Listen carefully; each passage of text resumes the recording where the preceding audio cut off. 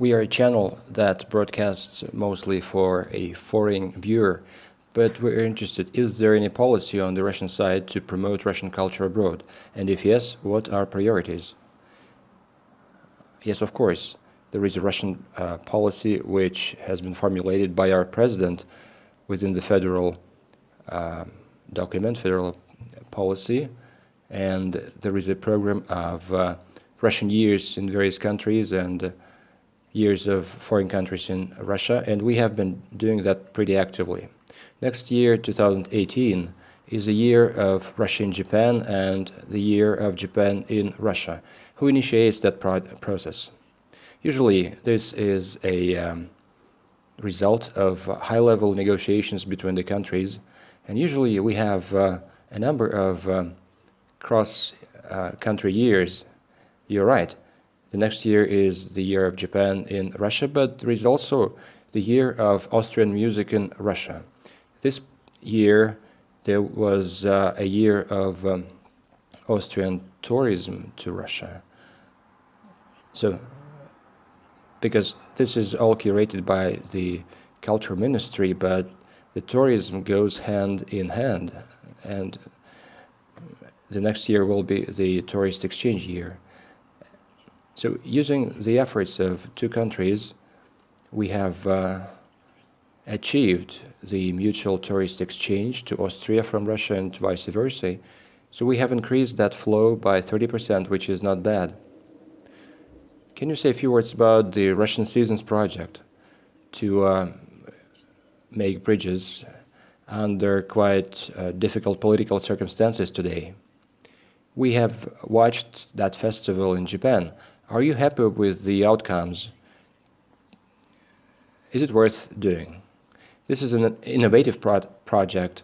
We tried to focus our efforts for cultural exchange within a year on one priority, trying to show all areas of Russian culture: cinema, theater, circus, exhibitions, and so on. About 3 million viewers have visited those events. Frankly speaking, this is an annual process. It goes by itself. But for the first time, we have coordinated those efforts to fit it into a single brand, having organized a few special purpose events only for the Russian seasons, having brought it to a high state level, and that was, attended by the Japanese Prime Minister at the opening ceremony of Russian seasons in Japan. And I would say that nearly the entire cabinet of ministers attended that event. And this is an unprecedented event showing the cultural exchange between our countries. Japan became the first country for the Russian Seasons Festival. On the 14th January, we're going to open this Russian Seasons in Italy. Then comes Germany and the United States. Gergiev and Matsuev are, the most high-profile people. But what about Soyuz Multfilm? You brought it to Japan. Why? Cheburashka is the highest-profile figure, which is very popular in Japan.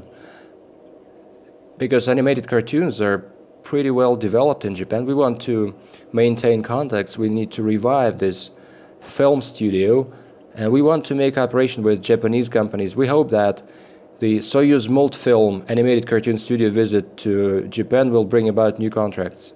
Culture should seed good things to upbring toleration,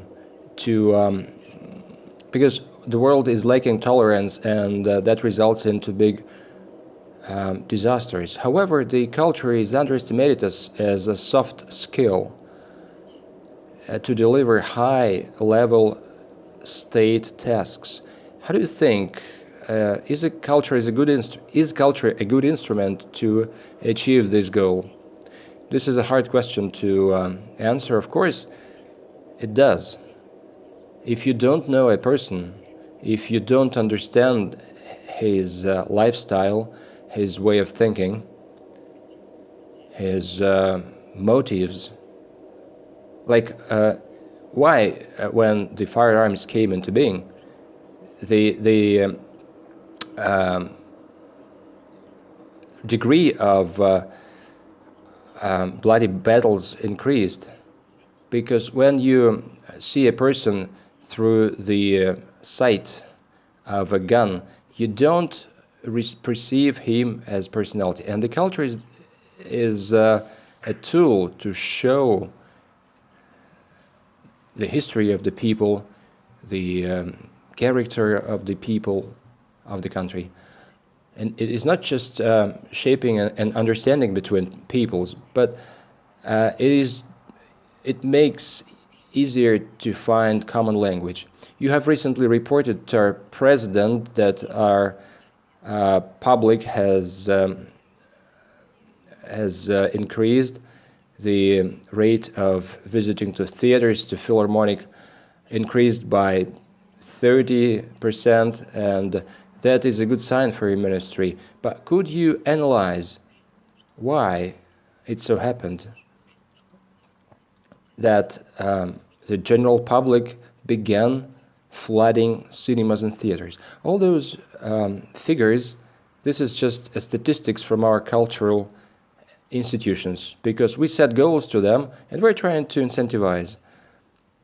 The more you have visitors in your museums, the more tickets are sold, to say nothing about cafes and bookshops. So the more money is spent in the museum by the public, the more goes to their budget. We don't charge them more.